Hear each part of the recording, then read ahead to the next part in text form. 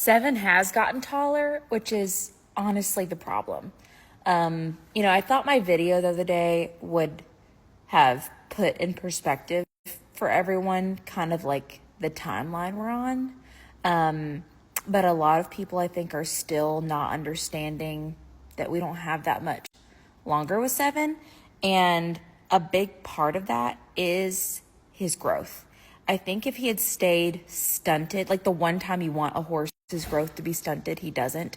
But I think if he had stayed the size he was in, like, March, April, I think we could have really maintained him for quite a while. He was super comfortable and very mobile. And he's had some major growth spurts over the last, couple of months, and especially over this last 6 weeks that he just can't keep up with. And, we don't want to keep putting him through procedures and splints and even if we do that, he's just not going to hold up.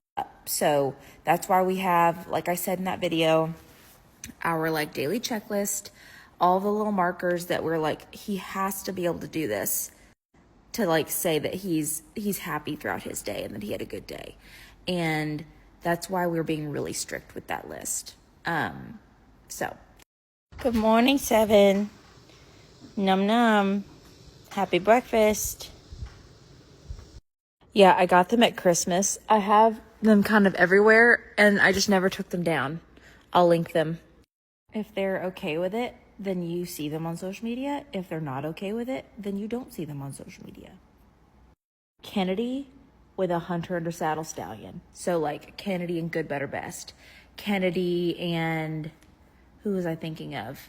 I need to look at what their actual crosses look like, but with a stallion easy on the eyes, with a stallion I don't know, allocate your assets, but he's deceased, so through ICSI or something I could do that. But yeah, definitely Kennedy and a big boy.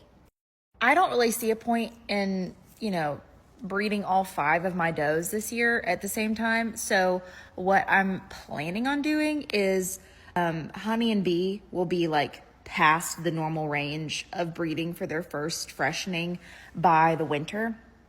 So I'm planning on having Taz come back to breed Honey and Bee and leaving my other ladies open to just hang out. And then, maybe late spring, revisiting with Taz. Not sure yet though. I don't want to have 5, even 3 does having their babies at the same time this year. I was that's a lot of kids at once. I like to be able to have, lots of time to play with each one of them and have them super friendly and socialized. And I just don't see a point in doing that. So right now, Honey and Bee this winter, yes. But other than that, I don't really have a timeline for the rest of them.